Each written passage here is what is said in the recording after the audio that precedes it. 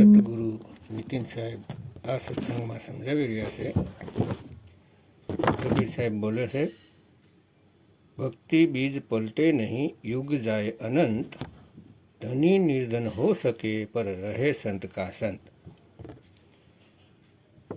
જે કોઈ પણ કબીર સાહેબના સાસા પંથ સાથે જોડાઈ જાય છે તેની વાત છે.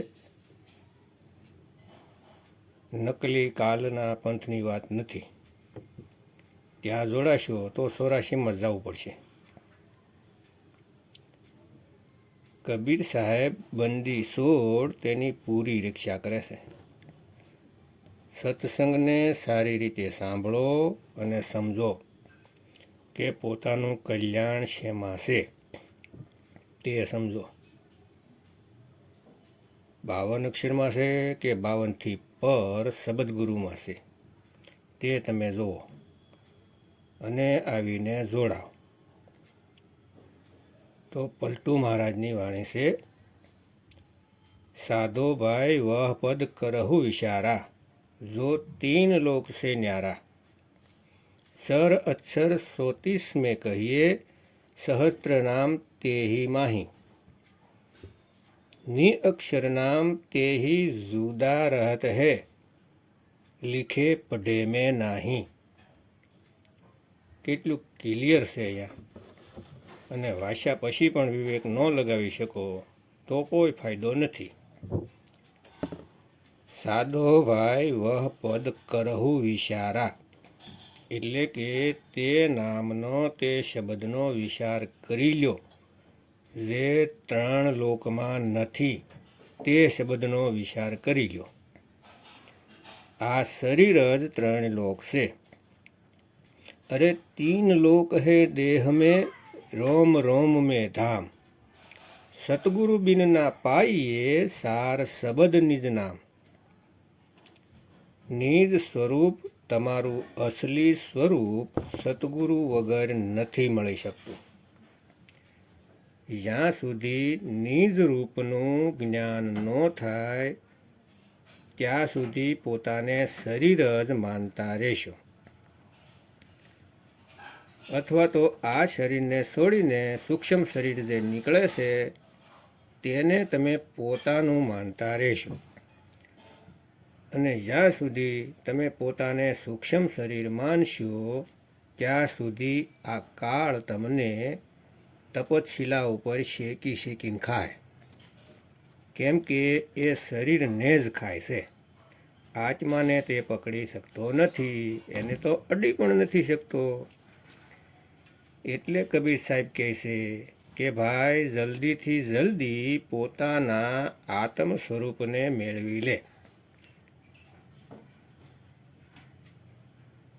તો કાળ તમને કાંઈ અડી નહીં શકે.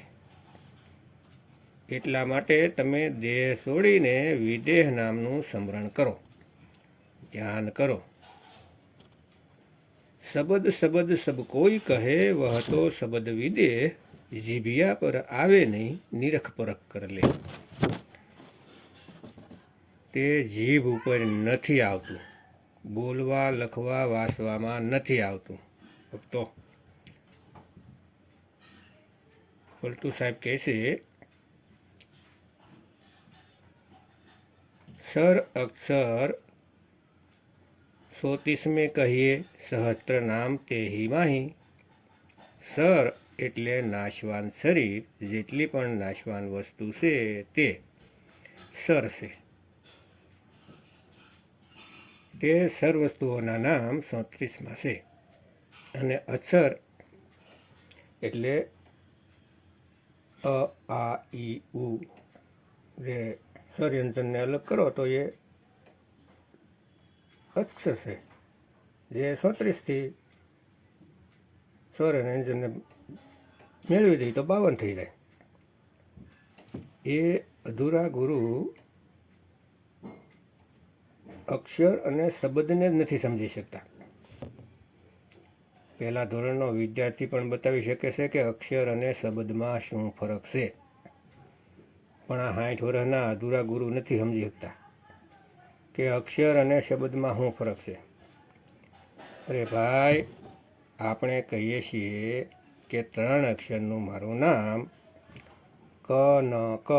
હવે આ બાજુથી વાંચો, પેલી બાજુથી વાંચો, કનક, એક જ નામ બને છે. આ 3 અક્ષરથી એક શબ્દ બને છે. દો અક્ષરનો ભેદ બતાવો એનો મતલબ ઓહમ સોહમ નથી. અરે ઓહમ પણ 3 અક્ષરથી બને છે, અ ઓ મ. પણ અધૂરા ગુરુ આ ભેદ નથી જાણતા. અરે ભાઈ, દો અક્ષરનો ભેદ બતાવે નથી બોલ્યા, દો શબ્દનો ભેદ બતાવે નથી બોલ્યા, અક્ષર બોલ્યા છે. અક્ષર વર્ણમાલાની ઇકાઈ હોય છે. અક્ષર અને અક્ષર મિલાવીને શબ્દ બને છે. એટલી વાત પણ નથી સમજમાં આવતી, અને આખી દુનિયાને મુક્ત કરવાનો ઠેકો લઈને બેઠા છે. નાનક સાહેબ કહે છે, જેતું પડ્યા પંડિત બિન દો અક્ષર દો નામા. અહીંયા 2 અક્ષર બોલે છે, એક 52 અક્ષર અને એક આતમ અક્ષર. અને દો નામાનો મતલબ છે અસત નામ જે અક્ષરમાં છે, અને એક સતનામ જે અક્ષરમાં નથી, જે અક્ષરોથી પર છે, જેને લખી નથી શકતા, બોલી નથી શકતા, વાંચી નથી શકતા. તેની અક્ષર અબોલ નામ છે, તેની વાત કરે છે. મણવત નાનક એક લંઘાએ જોકર સત્ય સમાવા. એક અવિનાશી આત્મદેવને સ્મરણમાં લાવશો તો તમે કાળની જાળથી બહાર નીકળી જાઓ.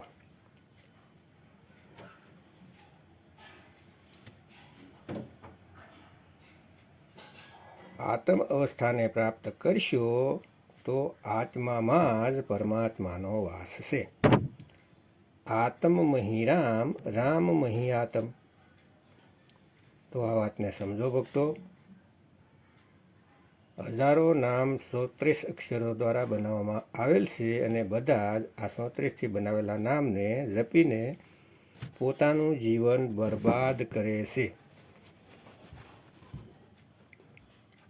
કરોડો નામ બનાવીને કરોડો નામ જપીને પોતાનું જીવન બરબાદ કરી દે છે. कोटि नाम संसार में इनसे मुक्ति न होय, गुप्त नाम सतपुरुष का बूझे बिल्ला को. તો તેને બૂझવું પડે છે, ઉકેલવું પડે છે ભક્તો, વિવેક દ્વારા, પરખ દ્વારા. આગળ કહે છે, ની અક્ષર વહ જુદા રહત હૈ, લીખે પઢે મેં નહીં. તે ની અક્ષર જુદા રહેશે 52 અક્ષરોથી, તે લખવા વાંચવામાં નથી આવતા, ફક્ત અનુભવ દ્વારા અનુભૂતિ કરાય છે. જ્યારે ગુરુજી તેનો ભેદ બતાવે છે અને તમે સુરતીને તે શબ્દમાં લગાવો છો, ફક્ત ત્યારે જ તે અક્ષરનો અનુભવ થઈ શકે છે. તેની મહાનતાનો, તેની અખંડતાનો સાક્ષાત્કાર થઈ શકે છે. નહીતર આ નામોને જપી જપીને પોતાના અમૂલ્ય માનવ જીવન બરબાદ કરી લ્યો છો, પણ હવે નથી કરવાનો બરબાદ.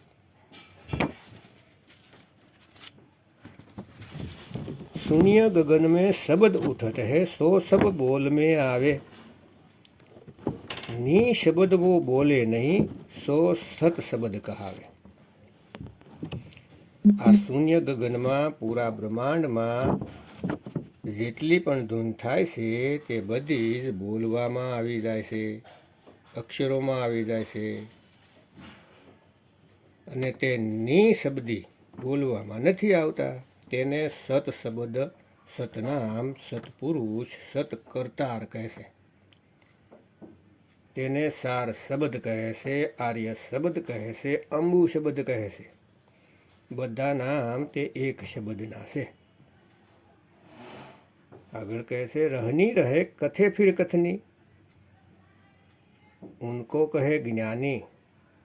रहनी कथनी दोनों छूटी, सो पूरा विज्ञानी. તો પહેલાં રહેણીમાં રહે અને અનુભવ કરીને પછી કથની કરે, સત્સંગ કરે.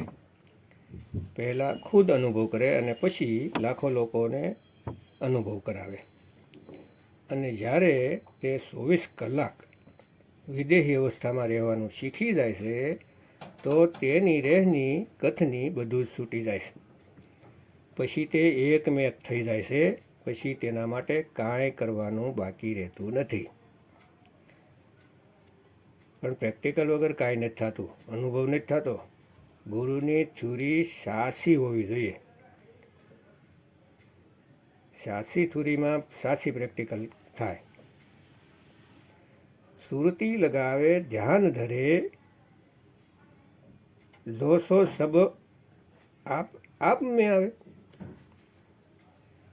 સુરતી ધ્યાન એકો में નહીં, સો અજપા કહેવાવે. તો ક્યાં સુરતી લાગે છે? કોનું ધ્યાન ધરો છો? આમ ખૂબ મોટો સવાલ છે. જે પણ પોતાના નિજ રૂપમાં ધ્યાન ધરશે, પોતાના નિજ શબ્દમાં, પોતાના નિજ નામમાં, તે બધા પોતે પોતાનામાં સ્થિત થઈ જશે. હવે સુરતી નહીં ભટકે. એટલે નાનક સાહેબ કહે છે, સોહમ આપ પસાણીએ और की करे कराय, और मिलिया का क्या मेलिए, શબ્દ મિલે પતિયાય. જ્યારે બંદી છોડ સતગુરુ માલિક શબ્દ આપશે ત્યારે તમારી સુરતી નિજ નામમાં ટકાવી દેવાની છે.